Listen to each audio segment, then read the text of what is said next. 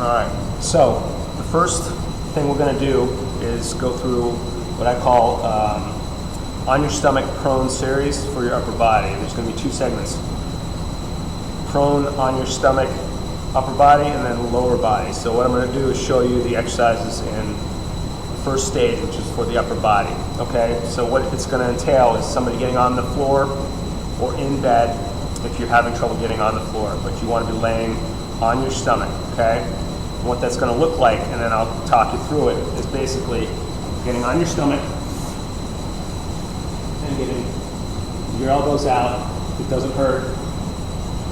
Chin down. And what you're going to be doing with your chin down, and I'm going to talk so you can hear me, is basically breathing in and out. Ideally, you want to be breathing in through your nose, out through your mouth. Slow, deep breaths, rhythmically, and trying to just feel the pressure of your abdomen, your belly going into the bed or floor. The goal is to breathe in slowly, trying to relax the neck, and feeling pressure in your abdominals as you breathe in. And what it's also going to do is help raise your lower back off the floor or bed, and then back down. However, if there's a problem and this hurts your back, I often recommend putting a bolster or a pillow underneath your hips. And what that does is it kind of helps take the pressure off your back. Okay, so if the back is bothering you, that tells you something, and I will be addressing that in future videos. But anyways, so let me get started with that. So it's going to look like this.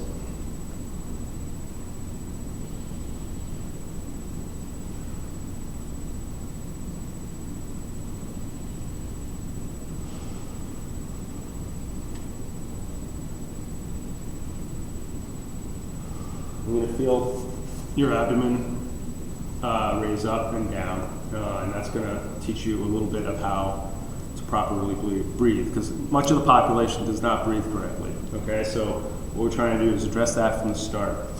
Once you're able to master that, feel comfortable, I'm going to have people get up on their elbows, which is this next phase. Okay, so as long as this does not hurt, and if it does and it's uncomfortable, I'd recommend putting a bolster underneath your hips again. Basically, that's going to take a lot of the pressure off. But ideally, we want to be up in this position. And what I want people to do is do the same thing. Breathe in, keeping the neck relaxed.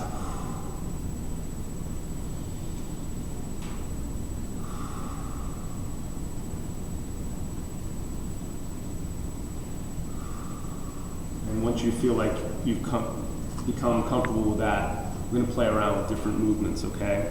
What I'm trying to have people do is understand how the body works and teach and coach people through various movements. So each one is going to build on the next. So this is a progression that I teach all my clients.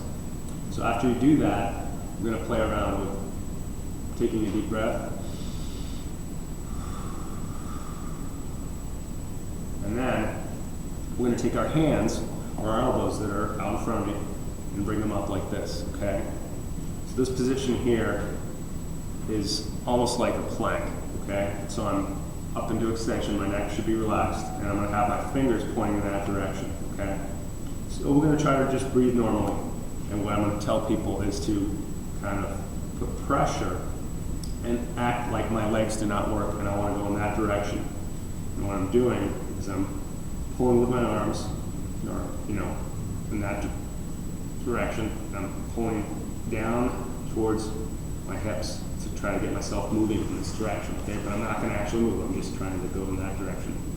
By doing that, I'm stimulating some muscles back here, and those muscles, the big players are the lat, serratus anterior, teres major, minor. There are various other muscles, but those are the big players, okay? I'm also trying to relax my neck as I'm doing this, okay? Once I'm able to do that, I want to be able to breathe rhythmically too, and do it at the same time. So I'm actually breathing and trying to pull myself in that direction, okay? Just like that. Once I'm able to do that, and it feels second nature, and these are all movements that I want people to do and master before they move on to the next phase. And the importance of that is twofold. Whatever we do, we want to be able to be able to carry our own weight. We want to be doing it in a functional manner, and we want to also make sure that we're stimulating the right muscles at the right time. I designed a method called Synergy Method, which teaches all the muscles to work together. So what I'm trying to do is get all these muscles to work, so we start from the ground floor and we work up.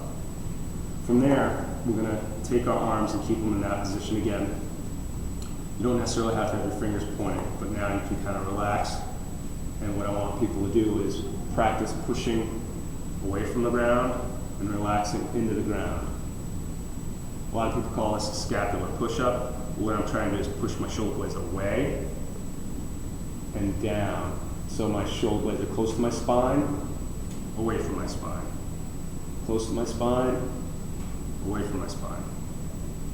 Once you feel like that is rhythmical and easy to do, we're going to move on to the next phase, which is actually trying to act like I'm pushing, I'm pulling my body across the floor, keeping tension in that same position, and then I'm keeping the tension underneath my arm and pushing myself away from the floor and into the floor.